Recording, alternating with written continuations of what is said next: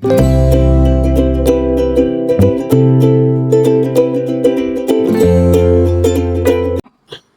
hello, salam sejahtera Malaysia. Selamat datang ke channel Fels Lifestyle. Terima kasih kerana terus setia dan terus bersama di dalam channel ini. Tuan-tuan dan puan yang saya amat hormati, saudara-saudara, apa yang berlaku di antara PAS dan Bersatu? Kenapa saya tanya ni?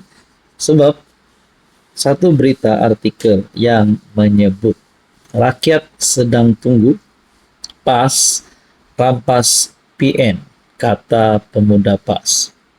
Dan yang mengejutkan, tuan-tuan dan puan, muktamar tahunan PAS pusat kali ke-7 sebulat suara menyokong usul untuk mengambil alih pentadbiran PN daripada Bersatu menjelang PRU ke-16. Makna kata, ini adalah bom masa. Hanya tunggu masa untuk meletup, hanya tunggu masa PAS untuk mengambil alih ataupun mengepalai Perikatan Nasional instead of Bersatu ataupun Muhyiddin sebagai pengerusi PN hari ini. Jadi apa sebenarnya yang berlaku di antara PAS dan Bersatu, dan apa sebenarnya pergolakan yang berlaku dalam Perikatan Nasional? Oke, sebelum saya teruskan, saya perkenalkan kepada Anda. Ini adalah terapi imun transfer factor. Kepada Anda di luar sana yang ada masalah penyakit berulang, ada masalah gout, kolesterol, darah tinggi, kencing manis, penyakit kulit, sakit pinggang, sakit lutut, sakit bahu. Saudara-saudara, di dalam For Life terdapat banyak produk untuk Anda. Mungkin terapi imun adalah jawaban kepada doa Anda. Pada Anda di luar sana yang ingin mengetahui lebih tentang terapi imun, Anda boleh menghubungi saya di nombor yang tertera. Saudara-saudara, kita teruskan. Usul yang dibentangkan oleh Wakil Dewan Pemuda PAS Pusat, Muhammad Faizuddin Muhammad Zaid, disokong oleh Wakil PAS Shah Alam, Muhammad Sukri Omar, yang juga Ketua Pemuda PAS Selangor. Saya bawa usul yang terpenting bagi kita yang hadir ke Kedah dari seluruh negara. Kita bincangkan isu sosial, isu ekonomi, dan kita bincang bagaimana nak selamatkan negara kita. Tetapi, para hadirin jangan lupa, ada satu perkara yang mesti kita selamatkan sebelum kita masuk ke PRU 16. Rakyat sedang menunggu untuk kita rampas kepimpinan PN dan memimpin PN, bangkit mengangkat perjuangan PN ini, memimpin rakyat dan menghancurkan PH dan segelintir pemimpin-pemimpin UMNO yang sedang berada di Putrajaya, kata Faizuddin dalam ucapan di Kompleks PAS Kedah. Namun Faizuddin kemudian memperbetulkan perkataan rampas PN kepada memperkasahkan PN, seperti diminta pengerusi tetap Husin Ismail yang juga merupakan pengerusi Muktamar Majlis Muktamar PAS. Dia turut mendakwa PN hari ini lembab dan tidak ada hala tuju. Hari ini orang melihat PN lemau, tepu, tiada hala tuju yang jelas dan hilang fokus. Adakah ini satu sindiran kepada Bersatu ataupun khususnya kepada Muhyiddin sebagai pengerusi Perikatan Nasional dan Hamzah Zainuddin sebagai Ketua Pembangkang? Nah, saudara-saudara, apa sebenarnya berlaku? Adakah terdapat pergolakan di dalam PAS dan Bersatu? Dan khususnya di dalam Perikatan Nasional?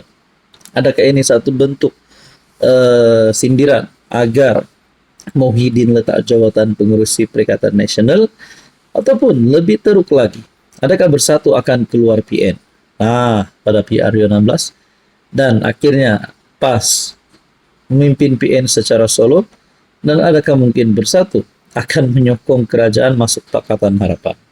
Nah, saudara-saudara, apapun kita nantikan saja apa keputusan terkini. Hai, hello, salam sejahtera Malaysia. Selamat datang ke channel Fels Lifestyle. Terima kasih kerana terus setia dan terus bersama di dalam channel ini. Saudara-saudara, antara keputusan-keputusan yang kita nantikan berkaitan dengan inquest Zahra Karina, antara beberapa saksi sudah membuat kenyataan. Dan yang terkini saya nak kongsikan kepada anda berkaitan dengan inquest Zara Kairina. Saksi kanak-kanak kedua, sahkan Zara Kairina, dipanggil Sinia dan menangis.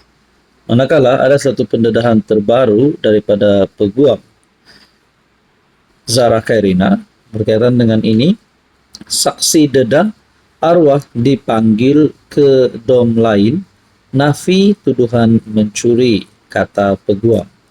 Nah, saya kongsikan kepada anda satu maklumat ataupun satu keputusan terkini daripada peguam Shahlan Jufri. Peguam berkata, mahkamah diberitahu sebaik kembali ke biliknya sekitar jam 9 malam. Zara menangis dan menjerit menafikan tuduhan berkenaan. Saksi pertama yaitu pelajar E memaklumkan kepada mahkamah coroner pada proceeding inquest kes kematian pelajar tingkatan 1 Zara Kairina bahawa Allahyarham telah dipanggil ke sebuah dom lain pada malam 15 Julai lalu untuk disiasat berhubung satu kes kecurian. Mungkin ada yang tertanya-tanya berkaitan dengan kes kecurian yang melibatkan Zara Kairina. Nah, ini adalah pendedahan terkini. Peguam yang mewakili Allahyarham Zara, Shahlan Jufri berkata, mahkamah diberitahu sebaik kembali ke biliknya sekitar 9 malam. Zara menangis dan menjerit menafikan tuduhan berkenaan. Manakala artikel yang lain pula berkata, bertajuk saksi kanak-kanak kedua, sahkan Zara Kairina dipanggil Sinia dan menangis.